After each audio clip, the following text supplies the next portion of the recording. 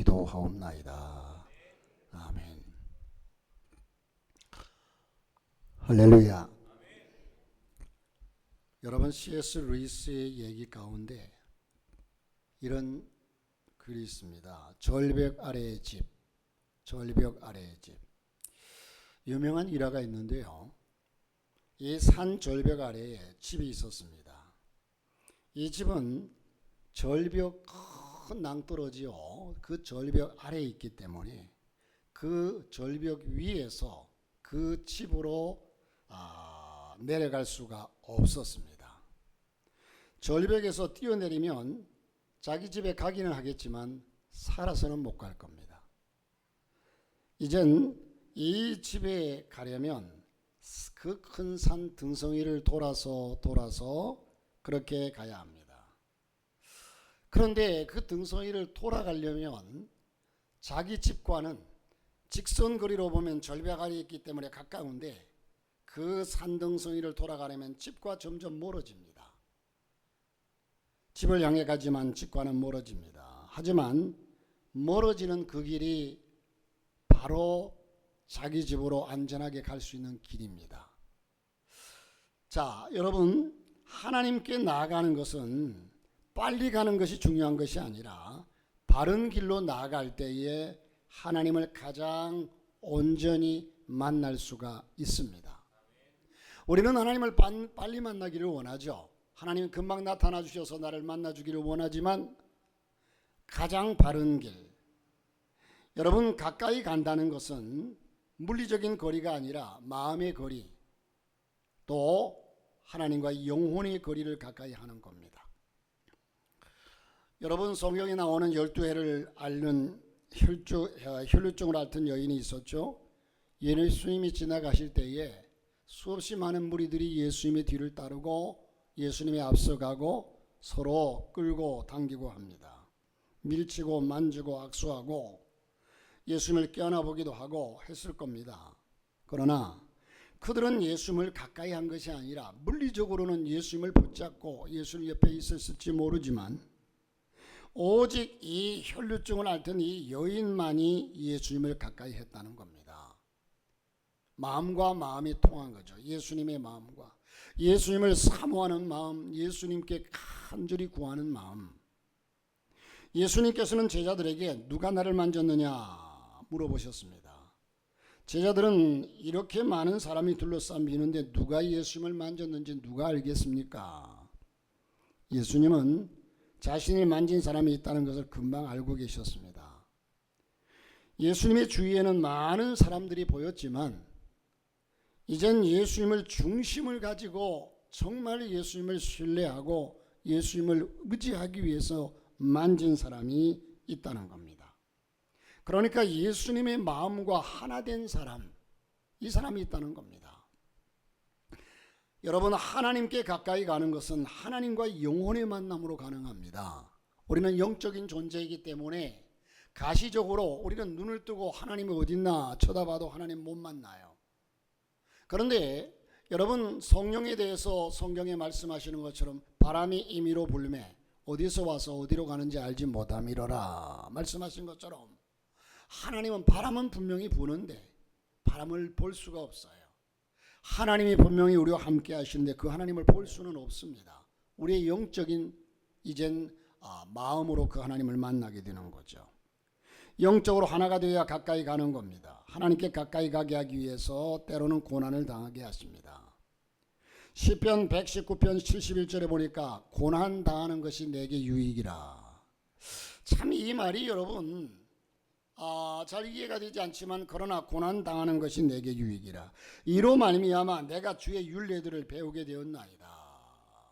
이로 말미암아 내가 주의 율례를, 여러분, 그 고난을 통해서만이 주님의 사랑과 주의 은혜와 주의 율례를 배우게 되었다. 고난은 주의 율례를 배우게 합니다. 때로는 죽게 합니다. 사실은 우리가 죽으면 가장 가까이 하나님께로 가장 가까이 가게 되죠. 나사로는 죽어서 아브라함의 품에 안겼습니다. 가장 가까이 갔습니다. 사람이 죽으면 흙으로 돌아갑니다. 가장 가까이 돌아가는 겁니다. 육체는 흙으로 돌아가기 때문에 육체는 흙으로 가장 가까이 돌아가게 되죠. 아빌라의 테레사 수녀는 여러분, 내가 나에게 가까이 있는 것보다 하나님이 더 가까이 계시고, 여러분, 사람들은 내가 내 자신을 너무 잘 알고 내가 나를 더 사랑하고 나를 사랑하는 존재는 나밖에 없다. 그러지만 내가 나에게 가까이 있는 것보다 하나님이 더 가까이 계시고, 내가 나를 사랑하는 것보다 하나님이 나를 더 사랑하신다. 이 테레사 수녀는 그렇게 얘기를 했습니다. 하나님께 가까이 가면 하나님이 크게 보입니다. 여러분, 하나님의 전능하신 능력, 그 하나님을 만나고 나면 하나님이 어떤 분인가? 어떤 집사님이 하나님을 경험하고 나서 목사님에게 와서, 목사님, 하나님이 계십니까? 살아계십니까? 예, 하나님이 살아계시죠. 하나님이 정말로 살아계십니까? 아, 하나님이 살아계신다니까요. 그런데 이 집사님이, 목사님이 대답이 시원찮았나 봐요. 하시는 말씀이, 목사님, 하나님은 살아계시는 것이 아니라 하나님은 시퍼렇게 살아계십니다. 그만큼 하나님을 확실하게 만났다는 거죠. 하나님을 가까이서 만났다는 거죠. 그 전능하심을 느꼈다는 거죠. 자, 여러분, 하나님을 가까이 하시면 그 하나님이 아주 크게 보입니다. 어떤 하나님이신지, 하나님이 왜 작아 보입니까? 왜 여러분 하나님을 축소하십니까? 가까이 가지 않기 때문입니다. 왜 하나님을 믿지 못합니까? 하나님을 마음에 모시지 못했기 때문입니다. 여러분, 산은 가까이 가면 더 높아 보입니다. 그렇죠? 멀리서 보면 산은 그 등성이가 쭉 있고 이렇게, 저 산이 그렇게 높은 산인지 잘 몰라요. 막상 올라가려고 그 산을 가까이 가보면 그 산이 그렇게 높은지 몰랐다는 거죠. 산은 가까이 가면 높아 보입니다. 인간은 가까이서 보면 너나 할 거 없이 남루하고 초라한 본색을 드러냅니다. 그 사람은 가까이 하다 보면 이젠 때로는 실족하고 실망할 때가 많아요. 그래서 내가 부리는 하인이나 친척에게 존경받는 영웅은 없다, 그런 말이 있어요. 이젠 하인들을 대할 때 진정한 사랑을 가지고 그를 다스리고 그를 또한 보호하고 이래주면 그 하인이 주인을 존경하겠지만, 그러나 늘 같이 있으면서 주인이 그 하인을 부리는데 존경할 하인이 있겠느냐. 또 여러분, 언제나 친척이 아니면 가족이 가까이 있다 보니까 이 존경하고 영웅처럼 보일 수가 없다는 겁니다. 그러나 하나님께 가까이 가면 위대한 하나님을 바라봅니다. 여러분, 사람을 가까이 하면 하나님은 멀어지고 사람에게 실망합니다. 여러분, 사람은요, 왜 가까이 하면 왜 실망합니까? 그 사람 그렇게 안 봤는데 왜 그렇지? 이럴지 모르지만 하나님은 가까이 하면 그렇지 않습니다. 왜냐하면 사람은 불완전한 존재입니다. 사람은 부족한 존재예요. 온전할 수가 없어요. 실수가 많습니다. 언제나 단점이 있습니다. 그러니까 가까이 하면 할수록 단점이 보이고 실수가 보이고 때로는 상처를 주고, 그러나 하나님은 완전하신 분이십니다. 하나님은 사랑이 많으신 분이십니다. 하나님은 전능하신 분이십니다. 그분과 가까이 하면 할수록 그분의 실수를 찾을 수가 없습니다.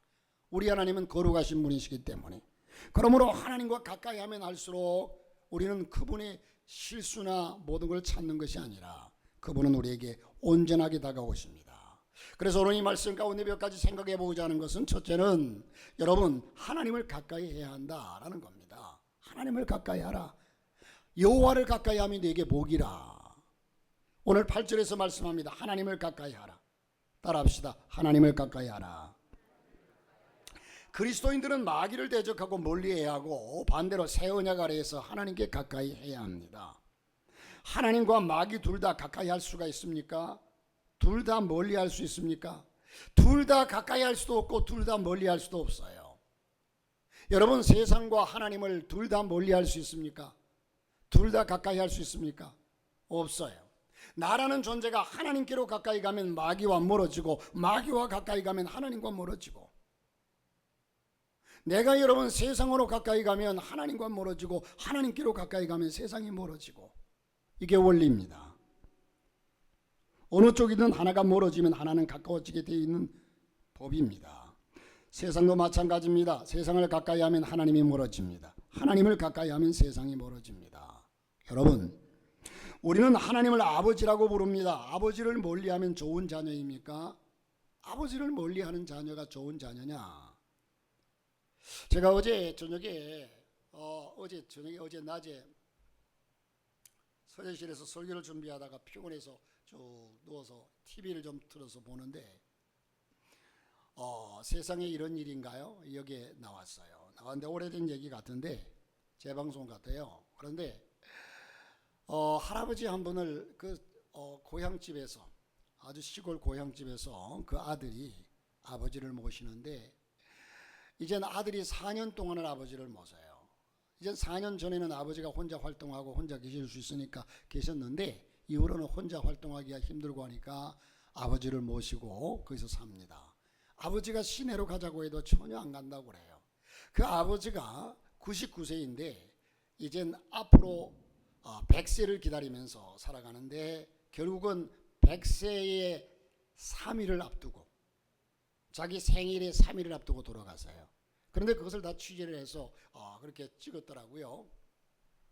그런데 그 아들이 아버지를 이젠 돌아가시기 전에는 말도 못하고 그저 음식을 드려도 제대로 드시지도 못하고, 그런데 얼마나 지극정성으로 아버지를 모시는지 몰라요.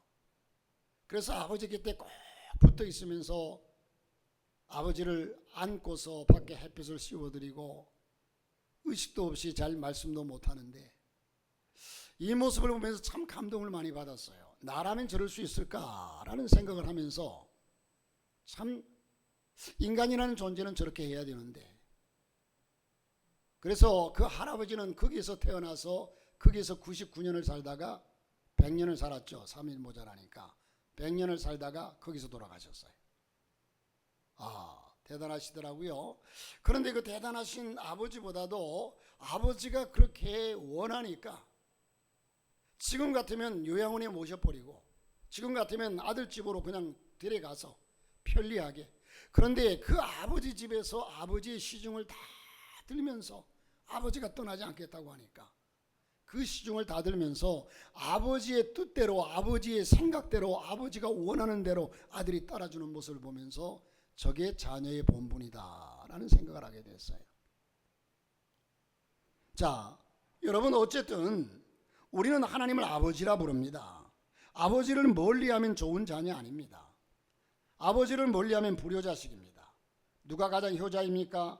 부모를 가까이 모시는 자녀가 누가 뭐래도 효자입니다. 할렐루야. 자, 멀리 있는 효자가 없습니다. 하나님은 아버지라고 부르면서 아버지 대접을 안 하면 됩니까? 하나님 아버지는 우리가 가까이 있는 것을 가장 기뻐하십니다. 우리 육신의 부모님께도 마찬가지죠. 부모님을 가까이 자주 찾아뵙고 전화하고 연락하고 해야 하는데, 이젠 부모님을 뵐 날이 그리 많지 않습니다. 부모님을 뵈려고 해도 계시지 않는 날이 금방 다가옵니다. 부모님이 마음에 가까이 계시면 늘 찾아뵙고 전화드리는 일이 어렵게 여겨지지 않습니다. 하나님을 가까이 하는 것은, 그래서 그 관계가 어떤 관계냐에 따라서 내가 가까이 할 수도 있고 멀리 할 수도 있는 거죠. 여러분, 하나님을 가까이 하는 것은 세상으로부터, 죄로부터, 쾌락으로부터, 유혹으로부터 멀어지는 최상의 방법입니다. 여호수아 7장 14절에 보니까 아간이 죄를 범합니다. 그런 이후에 하나님의 사지를 위해서 하나님께서 이렇게 말씀합니다. 너희는 아침에 너희의 지파대로 가까이 나아오라. 여호와께 뽑히는 그 지파는 그 족속대로 가까이 나올 것이요, 여호와께 뽑히는 족속은 그 가족대로 가까이 나올 것이요, 여호와께 뽑히는 그 가족은 그 남자들이 가까이 나올 것이며. 하나님께 가까이 오면 죄사함을 받습니다. 하나님께 죄사함을 받으려면 가까이 와야 합니다. 여러분, 우리가 찬송가 가운데도 이렇게 찬송합니다. 예수 앞에 나오면 모든 죄 사하고 주의 품에 안기어 편히 쉬리라. 하나님께 가까이 오면 문제가 해결됩니다. 사랑하는 성도 여러분, 아이들도 부모에게서 멀어지려고 하면 잘못이 있는 겁니다. 우리가 하나님께로부터 멀어지려고 하면 뭔가 잘못이 있는 거죠. 가까이 가야 문제를 해결받습니다. 가까이 가야 은혜를 받습니다. 자, 여러분, 누가복음 15장 1절에 보니까 모든 세리와 죄인들이 말씀을 들으러 가까이 나오니, 하나님의 말씀을 들으러 가까이 나왔다고 했습니다. 가까이 오는 자들은 사랑이 많은 자들입니다. 관심이 있는 자들입니다. 신뢰가 있고 믿음이 있는 자들입니다. 예수님을 사랑하는 자들이 가까이 옵니다. 죄인인 한 여인이 그 따가운 시선에도 예수님께 가까이 와서 옥합을 깨뜨리고 예수님의 발에 향유를 부었습니다. 사람들은 비싼 향유를 허비한다고 비난했습니다. 그러나 예수님께서는 이 여인에게 사랑이 많은 까닭에 이렇게 한다고 그렇게 칭찬했습니다. 여러분이 살아가면서 이런 얘기를 들어보셨을 거예요. 야, 좀 가까이 와봐. 좀 가까이 와봐. 가까이 와서 앉아. 이런 말과, 야, 좀 저리 가. 제발 좀 저리 가. 이 두 얘기는 정반대적인 얘기죠. 어떤 차이가 있습니까? 관심의 차이고 사랑의 차이입니다. 관심이 있는 사람은 가까이 와봐. 관심이 있는 사람은 가까이 왔으면 좋아요. 사랑의 차이입니다. 사랑하기 때문에 가까이 오라는 겁니다. 사랑이 식어지면 사람들은 나이가 들면 점점 부부간의 관계가 멀어진다고 그래요. 잠자리도 따로 하고 한다고 그러는데, 자, 어쨌든 이 사랑이 식어졌을까요? 어쨌든 관심 있고 사랑의 관계는 가까워진다는 거죠. 그러나 사랑하지 않으면 좀 떨어지라고 합니다. 제발 좀 멀어졌으면 좋겠다. 사랑하지 않으면 가까이 오라고 해도 가기 싫습니다. 가까이 오라고 하지도 않을 뿐만 아니라 가까이 오라고 해도 가기가 싫습니다. 사랑은 가까이 가게 만듭니다. 가끔 길에서나 공원에서 연세 드신 분들이, 나이 드신 분들이 깨끗하게 차려입고 두 분이 손을 잡고 가는 모습을 보면, 젊은이들이 며칠 전에 제가 저녁에 잠시 예배 후에 차를 타고 나가는데 이 앞에 그 고속도로 아래 거기서 어떤 학생들 같아요. 둘이서 그냥 끌어안고 뽀뽀를 하고 그냥 사람들이 지나다니는데도 그게 젊은이들이 예쁘게 보이고 아름답게 보이는 게 아니라 흉하게 보여요. 여러분, 젊은 친구들이 볼 때는, 어른들이 보기에는 흉하게 보인다 치더라도 같은 또래의 젊은 친구들이 볼 때는 야, 멋있다, 나도 저래 봤으면 좋겠다, 그렇게 보여요? 아닐 거예요. 흉하게 보여요. 둘이 좋아해서, 둘이 사랑하니까 좋아해서 그렇게 하는데, 그런데 여러분, 연세 드신 분이 아주 나이가 지긋하신 분들이 머리가 저처럼 머리가 호얗고 빠지지는 말아야지. 그리고 손을 잡고 다정하게 걸어가면 그 모습은요, 아이고, 저 늙은이들이 무슨 주책 없이 손을 잡고 저렇게 걸어가, 팔짱을 끼고 걸어가, 이게 아니라 너무 아름다워요. 할렐루야. 이 사실을 우리는 알아야 합니다. 자, 한쪽이 불편해서, 또 부인이나 남편이 불편해서 휠체어를 탔어요. 그것을 밀고 가면서 둘이 도란도란 얘기하는 모습을 보면 더 아름다워요. 여러분, 그렇게 사시기를 주 이름으로 축복합니다. 할렐루야. 여러분, 참 멋있어요. 사랑이 적으면, 사랑이 식으면 가까이 하는 것이 싫어지기 마련이지만, 그러나 관심이 있고 사랑이 있으면 더 애타하고 마음 아파하고, 우리 속담에 가까운 무당보다 먼데 무당이 용하다, 가까운 무당보다 먼데 있는 무당이 용하다 그런 말이 있어요.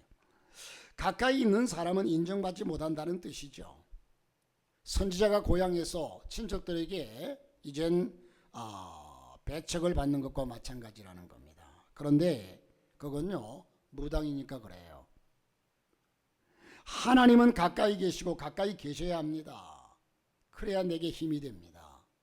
왜냐하면 하나님은 그만큼 사랑이 풍성하신 분이시고, 나의 부족함도 다 받아주시는 분이시고, 나를 사랑하시는 분이시고, 온전하신 분이시고, 전지전능하신 분이시고, 무소부재한 분이시고, 이러한 전능하신 하나님이기 때문에 하나님이 내게 가까이해서 하나님이 손해를 봤으면 봤지, 내가 하나님께 손해 볼 일은 없어요. 사랑하는 성도 여러분, 자동차의 옆 거울에 백밀러라고 그러죠. 자동차 옆에 붙어있는 백밀러에 글씨가 쓰여 있어요. 여러분 조그맣게 쓰여있는 글씨를 보셨어요? 뭐라고 쓰여 있던가요? 예? 저기 쓰여졌잖아. 한번 읽어봐요.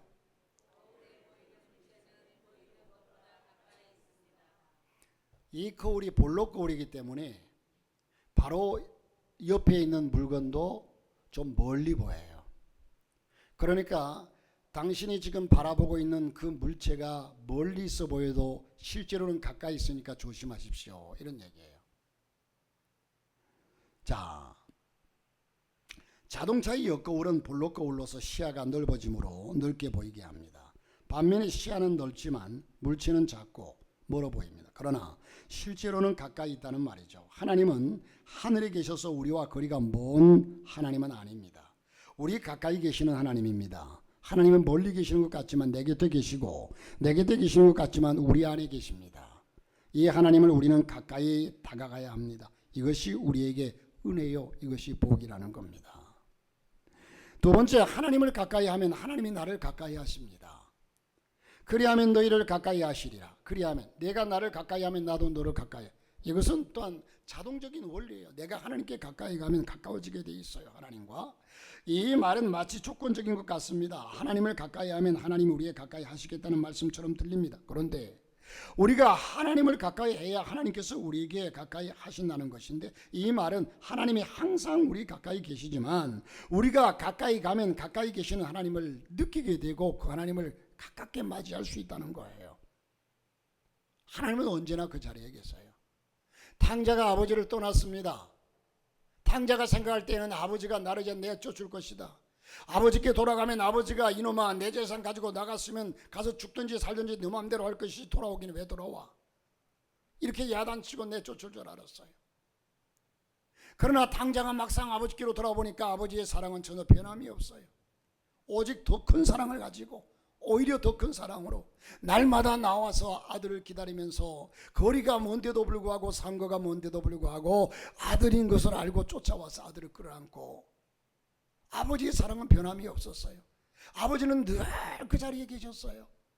사랑하는 성도 여러분, 우리는 이 사실을 기억하면서 하나님은 아버지와 형님을 속이고 멀리 떠나가는 야곱에게도 나타나셨습니다. 창세기 28장 15절에 보니까 하나님은 내가 너와 함께 있어 네가 어디로 가든지 너를 지키며 너를 이끌어 이 땅으로 돌아오게 할지라. 내가 네게 허락한 것을 다 이루기까지 너를 떠나지 아니하리라. 너를 떠나지 아니하리라.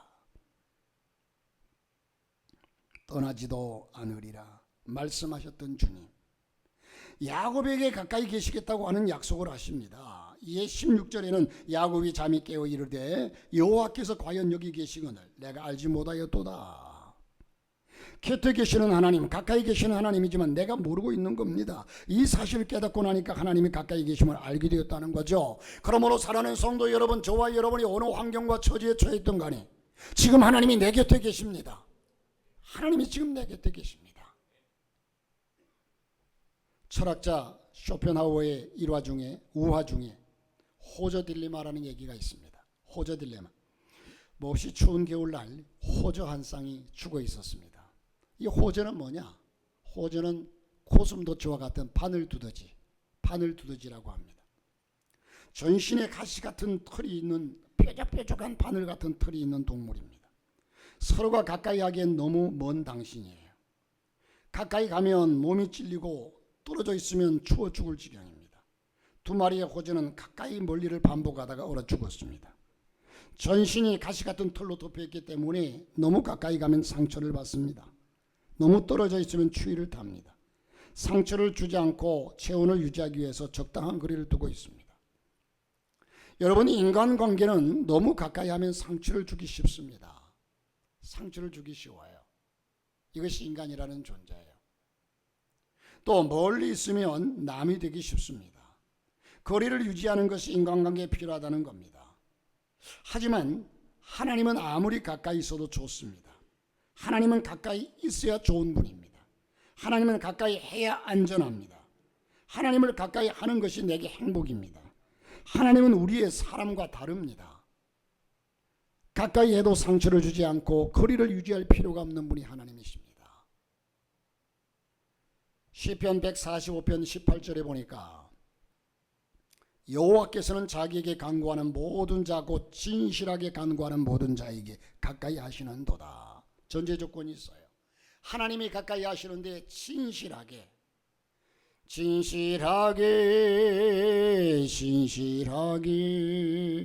찬양하죠. 진실하게 간구하는 모든 자에게. 하나님은 외식을 싫어합니다. 밖에서 밥 먹는 거 말고. 가식을 싫어합니다. 위선을 싫어합니다. 하나님은 진실을, 내가 설사 죄를 지었다고 해도 그 죄를 진실하게 고백하는 자를 기뻐하십니다. 우리는 얘기 가운데 너 안 해, 그렇게 안 했다고 얘기라도 그렇게 해, 이렇게 얘기할 때가 있어요.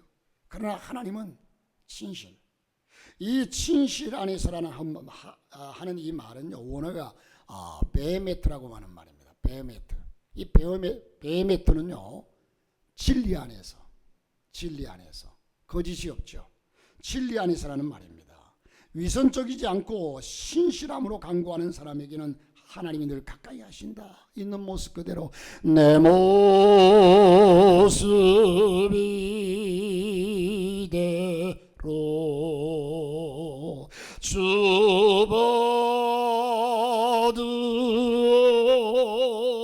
주옵소서. 우리는 진실함이 필요합니다. 여러분, 정말 하나님을 붙잡고 하나님을 의지하는 믿음. 2004년 9월 1일 러시아의 북오세티아 공화국 베슬란시의 어느 초등학교에 10명이 무장괴한이 들어가서 어린이들을 강당에 몰아넣은 인질 사건이 있었습니다. 이 사건이 어린이 170명을 포함한 330명이 사망했습니다. 2004년 9월 1일. 그런데 인질 사태를 어느 소녀가, 그 사태로 인해서 어느 소녀가 인질로 잡혀 있다가 어떻게 해서 탈출을 했습니다. 온몸이 피투성이가 된 채 의식불명이 된 이 소녀가 병원에 왔습니다. 그런데 이 소녀를 보니까 손에 뭔가를 꽉 쥐고 있어요. 간호사는 꽉 쥐고 있는 소녀의 손을 억지로 벌렸습니다. 봤더니 그 손에 조그만 십자가를 꼭 쥐고 있었습니다. 처절한 고통의 순간에도 주님을 놓지 않는 겁니다. 자신이 주님 안에 있음을 확신한 겁니다. 주님과 함께 있었던 겁니다. 어느 기독교 작가는 자신이 흔히 실수한 내용들을 최근에 자신의 책에 이렇게 적어 놓았습니다. 어느 도시에서 호텔방을 열쇠로 열었지만 열리지 않아가지고, 아니 이렇게 고급 호텔이 어떻게 열쇠가 열리지 않느냐고 야단을 쳤습니다. 직원을 불렀습니다. 자, 알고 보니까 문제가 있었던 것이 그 방이 자기 방이 아니었어요. 한층 아래에 와가지고 그 문을 열려고 하니까 열릴 수가 없죠. 비행기를 타고 다른 도시로 이동하면서 공항 주차장에 차를 두고 갔습니다. 그런데 아무리 돌아와서 찾아봐도 차가 없습니다. 도둑맞은 것입니다. 주차구역에서 차를 찾고 사람을 부르고 야단을 벌였습니다. 그런데 알고 보니까 다른 구역에다가 차를 주차해 놓았습니다. 그리고 호텔에서 한 번은 새벽에 나와 조깅을 하고 아침에 이제 가서 식사를 했습니다. 식사를 하고 나와 보니까 아차, 내가 예약한 호텔은 아침 식사가 없는 호텔인데 이상하다 싶어 봤더니 길 건너편에 있는 엉뚱한 호텔에 가가지고 아침 식사를 하고 나온 겁니다. 여러분, 저와 여러분도 때를 따라서 어떤 아주머니는요, 큰 마트에 가가지고 차를 이제 두고서 일을 다 보고 오는데 차가 없어요. 찾아보니까 그 차가 자기가 세워놨던 곳에 아무리 찾아도 없어요. 그래서 알고 보니까 딴 곳에다 차를 세워놓고 그렇게 찾은 겁니다. 요즘 많은 사람들이 실수하고 착각하는 예들이 많습니다. 자, 그러나 여러분, 우리는 하나님 앞에서 나아가는 길이 철새가 다른 길로 가는 것을 보지 못했을 겁니다. 철새는 왔다가 온 경로 그대로 찾아갑니다. 몽골의 어느 말은 베트남에서 몽골까지 자기 집을 찾아왔다는 얘기가 있습니다. 진도의 진돗개가 어느 개는요, 천리나 되는 곳에서 자기 집으로 찾아왔다는 얘기가 있습니다. 사람들은 쉽게 길을 잃고 다른 길을 갑니다. 쉽게 착각합니다. 하나님이 가까이 계시지 않으면 우리는 말보다 개보다 못하고 어리석은 존재로 전락하고 맙니다. 여러분, 대부라고 하는 영화가 있습니다. 그 2편에 보면 마피아 두목인 마이클 클레오네라고 하는 사람이 이렇게 말합니다. 친구를 가까이 하되 적은 더욱더 가까이 하라. 사람들은 인간관계를 소중히 생각합니다. 하나님을 알지 못하는 사람은 인간관계를 마치 신앙인 양 생각합니다. 그러나 성경은 말합니다. 이사야서 55장 6절에 말씀합니다. 너희는 여호와를 만날 만한 때에 찾으라. 가까이 계실 때에 그를 부르라. 성경은 사람이 아니라 하나님을 가까이 하라고 했습니다. 사람을 가까이 할 때는, 그렇다고 여러분 사람을 가까이 하지 말라는 얘기는 아닙니다. 여러분, 사람이 가까우면 가까울수록 예의를 더 지켜야 하고요. 제가 일부 예배 때 그런 얘기를 했는데, 제가 성지순례를 가가지고 이젠 성지순례 가면 참 피곤해요. 하루 종일 걸어야 하고 차를 타야 하고, 이젠 숙소에서 먹고 아침에 나왔습니다. 아침에 차를 타자마자 어떤 목사님이 기도하고 또 어떤 목사님이 쭉 계란을 하나씩 주더라고요. 어떤 계란일까요? 삶은 계란이다. 삶은 계란 하나 줘요. 그래서 그놈을 가지고 제가 이제는 어떤 목사님과 늘 거기서 가깝게 지내고 장난치고 농담하고 했던 목사님이 바로 제 앞자리 대각선으로 이쪽에 앉았어요. 그래 또 장난치고 싶어서 그 계란을 가지고 그 목사님 머리를 탁 쳤어요. 그러니까 이 목사님이 뒤를 딱 돌아보더니 저를 아이씨 하고 쳐다보는데 그 눈길이 얼마나, 그때부터 말을 안 해요. 여러분, 여행 가가지고 누군가 적이 생겨가지고 말을 안 하면요, 그처럼 불편한 게 없어요. 슬슬 피해 다녀요. 그날 저녁에 방을 찾아갔어요. 목사님, 나는 목사님 편하다고 생각해가지고 쉽게 그렇게 했는데 죄송해요. 그냥 말도 안 해요. 며칠을 그렇게 하고 나서 인천공항에 돌아왔어요. 공항에 헤어질 때 또 얘기했어요. 목사님 죄송해요. 그런데 한참 동안 여러분, 그 이후로도요, 몇 년 동안을 얘기를 안 하더라고요. 그러다가 지금은 풀렸어요. 그런데 이분이 여러분, 제 생각에는요, 참 속이 좁잖아요. 여러분 생각에도 그렇지 몰라요. 속이 좁죠. 그런 관계 속에 그렇게 장난치고 그렇게 농담하고 하던 사람이 그거 하나 때렸다고 그럴 수가 있어. 그런데 제가 가만 생각해요. 그래서 제가 끝까지 용서를 빈 거예요. 왜? 입장을 바꿔놓고 생각해 보세요. 이젠 성지순례하면서 너무 피곤하고 아주 그냥 아침에 차를 타자마자 졸려요. 막 졸리고 깔아주는데 누가 머리를 딱 치는데 정신이 번쩍 돌아요. 이때 그 기분이 어땠겠어요? 짜증이 팍 나죠. 그대로 그냥 쭉 좀 쉬려고 하는데 누가 머리를 톡 치면 그 순간에 애기들도 잠이 막 들었는데 깨우면 짜증을 부리고 야단해요. 그래서 그 마음이 풀리지 않았던 거죠. 그러니까 여러분, 우리는 가까운 사람일수록요, 쉽게 생각하지 마세요. 언제나 예의 있게 대하시길 바랍니다. 할렐루야. 그러나 하나님께는 그렇지 않습니다. 여러분, 하나님은 가까이 하십시오. 여러분, 침묵이라는 소설이 있습니다. 님의 침묵. 17세기 일본에 기독교가 전래될 때에 포르투갈에 이젠 예수의 신부였던 페레이라가 일본에서 선교하다가 결국 핍박에 못 이겨 배교합니다. 이 사실을 확인하기 위해서 그의 제자 로드리고 신부가 일본에 왔습니다. 배교한 페레이라 신부는 예수님께 말합니다. 주여, 당신이 침묵하고 계시는 것을 원망하고 있었습니다. 당신이 내가 주의 복음 전하기 위해서 이 험한 곳에 와서 주의 복음을 전하고 이렇게 살아가는데, 이렇게 핍박당하고 죽음의 위기에 처했는데도 당신은 뭐 하십니까? 이렇게 원망하고 있었습니다. 그때 예수님은요, 나는 침묵하고 있었던 게 아니라 너와 함께 괴로워하고 있었다. 너와 함께 괴로워하고 있었다. 하나님은 침묵하고 계시지 않습니다.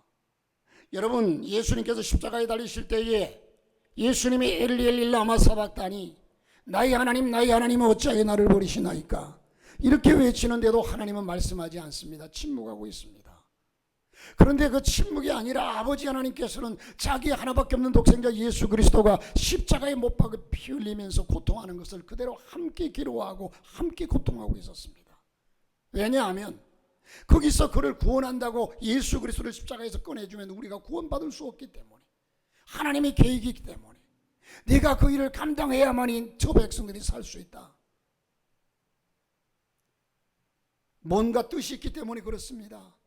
하나님도 함께 괴로워하고 있었다는 겁니다. 하나님 멀리 계시지 않습니다. 마치 떠나신 것처럼 보일 때도 그분은 항상 내 곁에 계십니다.